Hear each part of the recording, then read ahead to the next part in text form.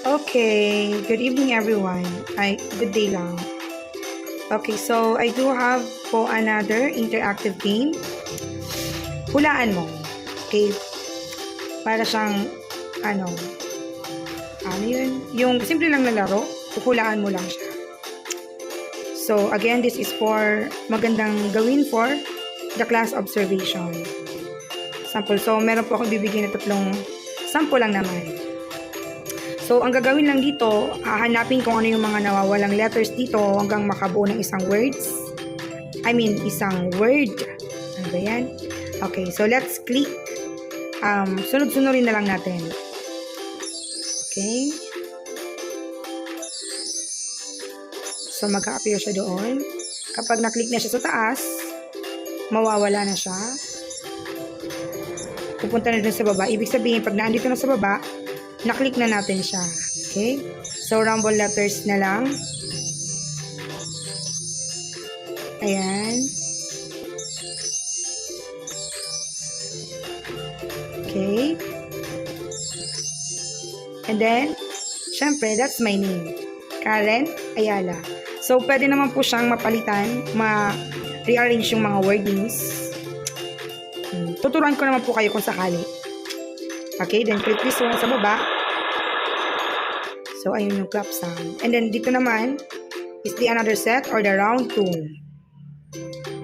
Again, pwede siyang i-click or kahit hindi na. Again, click. Rumble letters. Kahit ano lang. Lahat po yan may sound. Kaya lang iba, madali lang i-click. Kaya parang ang hina. O mabagal.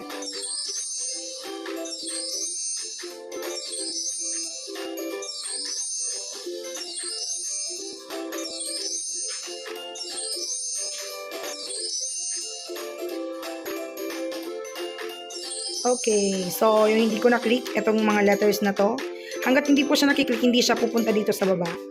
So, the second word is classroom observation. And then, another sample, the round 3. Again, rumble letters lang po.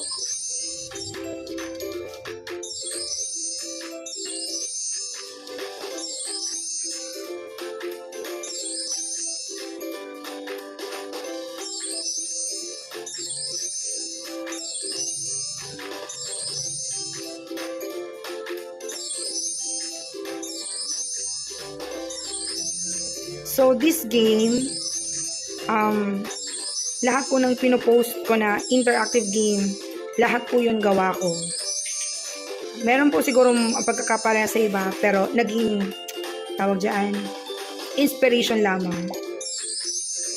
Ginawa ko to kahit paulit nyo po sa akin, kayang-kaya kong gawin. Kasi ako ang gumawa, okay? So, the word is interactive game. So, meron pa siyang, pwede pa natin siyang dagdagan ng rounds. Kahit round 10, kaya. Kahit pa round 20, kaya. So, nasa sa inyo na po yun. Medyo matagal lang ang pag-edit kasi talagang iisa-isahin to. Pero tuturuan ko naman po kayo.